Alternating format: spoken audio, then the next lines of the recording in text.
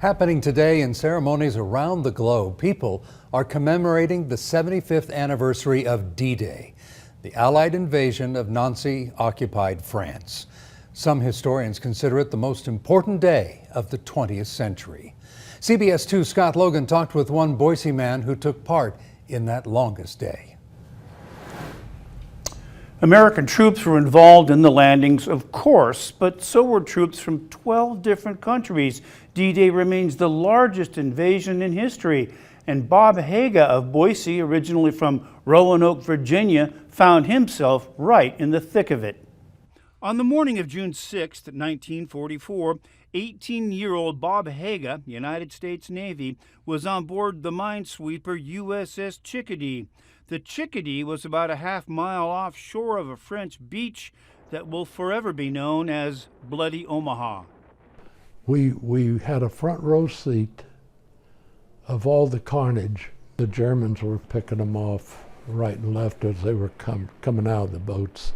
The water was full of bodies, and some of them were still alive, of which we were trying to pick up, which we did. D-Day was the most decisive battle of the world's most destructive war. Codenamed Operation Overlord, it had been years in the making and delayed by bad weather. Thousands of paratroopers jumped before dawn, and the largest invasion fleet in history brought 150,000 assault troops to 5 beaches on the Normandy coast. Their mission: free Europe from the tyranny of Nazi domination. I was so young at 18, it wasn't a thrill. It was a scary time with all of the death and the carnage that was going on the beach. And you could see what death was going on. It was that was just almost too much at the time. But as you asked, did you think you were saving the world? It was right there, and you were just hoping that you'd get out alive. Bob Haga did get out alive and married his sweetheart Dottie after the war. But even 75 years later, for Bob Haga, D-Day seems like yesterday. It was pure carnage. It was death, noise, everything that you could dream of that was bad was going on at the time. According to the National D-Day Memorial website, today's 75th commemoration will be the last large gathering of D-Day veterans. Most of them are now in their early to mid-90s.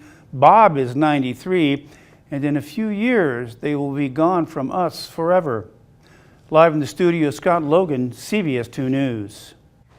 The National World War II Memorial in Washington, D.C. marks the 75th anniversary of D-Day with a wreath-laying ceremony.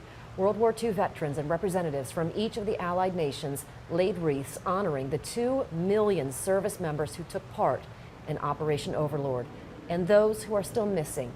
Now, yesterday at the memorial, the names of nearly 9,000 people who died during the operation were read out loud by family, friends, and comrades. Thousands gathered at the American Cemetery in Normandy, France, to honor the sacrifices made on that fateful day. President Trump addressed the crowd of veterans and families with words of tribute.